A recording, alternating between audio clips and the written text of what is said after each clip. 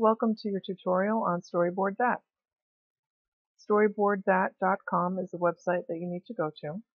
And when you get here, you're going to come on over to the right-hand side and we're going to create an account. Click on My Account.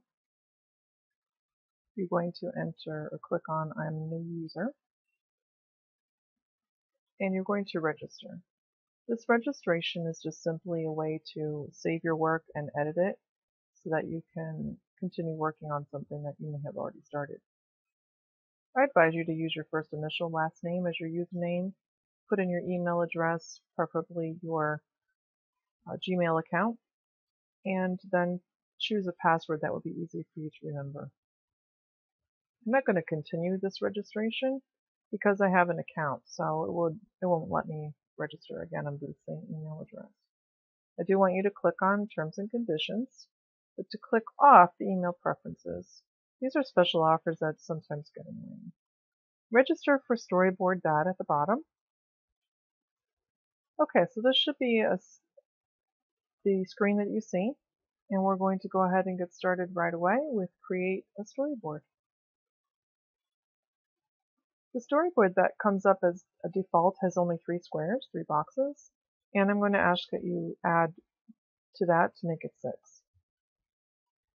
To add to that, you need to come to the bottom, and the bottom of the screen, I need to extend my screen just a bit, and you're going to add the cells. Okay, this operation cannot be undone, but with our free account, we can really only do 3 by 2, so that layout is what we want to change it to. So go to this configuration now and change your layout as well. Alright, let's go to the fun stuff. At the top you see choices for characters, scenes, textables, shapes, web and technology, and uploading your own. Let's start with scenes. I like to kind of get the background in place so I know how large my characters and which characters I think would work best. I recommend that you use the historical link or the outdoor link. Historical being the one that has some scenes that might be more appropriate for colonial times, since we are going to be depicting the Boston Tea Party, the Tea Act, and the Intolerable Acts.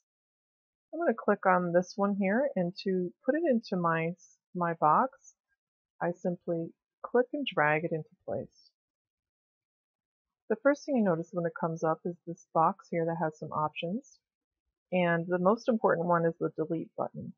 When the mouse or the cursor turns into the pointing finger, then it will delete the picture if that's not the one you want.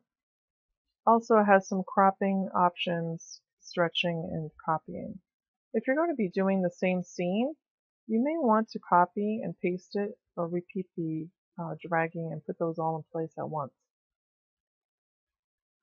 We can also change some of the options here in this particular scene, making things a little bit lighter. Okay, and then when we're ready for characters, we can go to this link.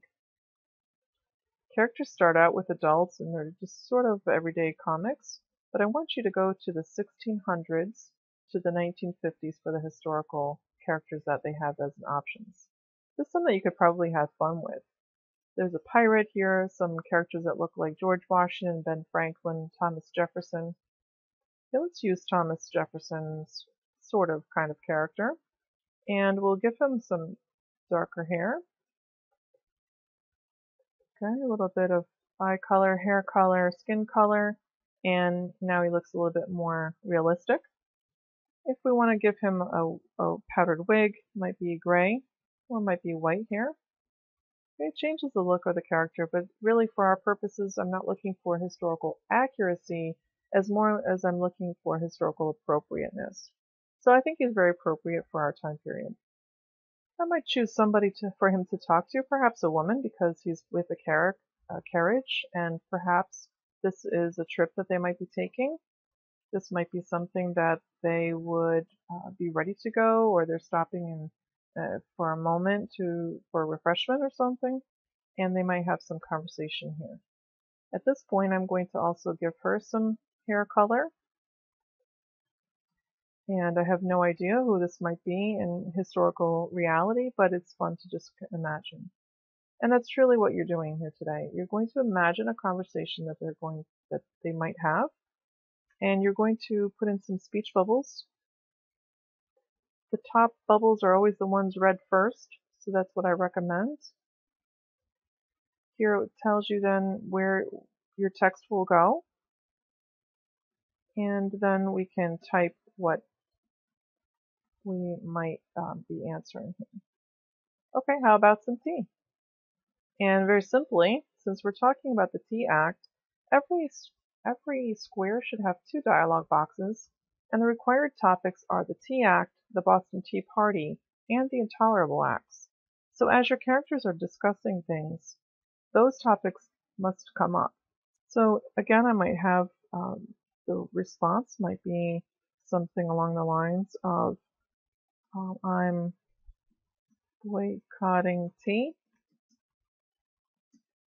since the Tea Act was passed by the British. And you can see that it does allow me to edit and change the font size here. Okay, I'm thinking that these may be too many words, so I can make them a little bit smaller. And it also looks like perhaps the box itself is a little too low, interferes with my character, so I'm going to maybe move her over just a bit. Okay, and I'm ready to move on to another box. Another scene for options for you to look through would be the outdoor scenes. And the outdoor scenes work really well with the colonial time period because there's no electricity. There are quite a few varieties. The people of the colonial times talked about these things at length, so they could be pretty much anywhere. But I don't particularly care for that scene in the background, so I think I'm going to move on and see what else there might be. Colonial times might include probably not a photograph, but it might have something like maybe this, where there might be a couple of people that are sitting outside talking. Maybe they've been traveling maybe it's one of the people who were participating and he's still dressed in his Indian costume and he needs to hide.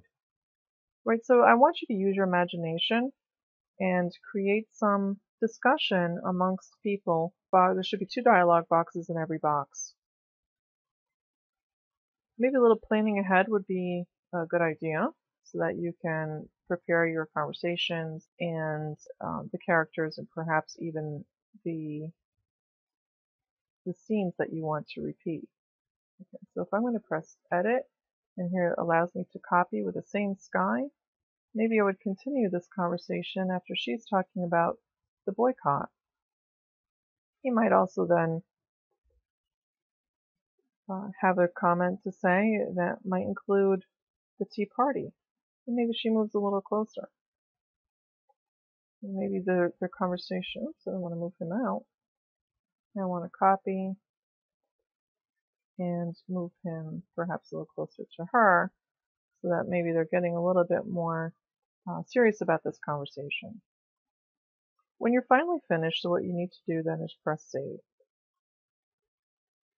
By saving, the screen will prompt you to add a title, and you can simply name it Tea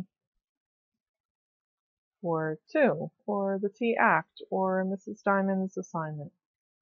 You will save your storyboard. It takes just a moment for that to happen. Okay, now it's going to give you some options. One way that we might be working on this in class would be for you to show a slideshow, which I think can be quite fun since we see this sort of like a PowerPoint presentation. Another thing that you might be able to do is to go back to the options. We could download it as a PowerPoint. This will be a PowerPoint then that would be sent to your mailbox in the next few minutes. Okay, for our purposes, we're going to keep it as a slideshow, and when you're completely finished, I will ask you to print it out so that I can grade it and hand it back to you.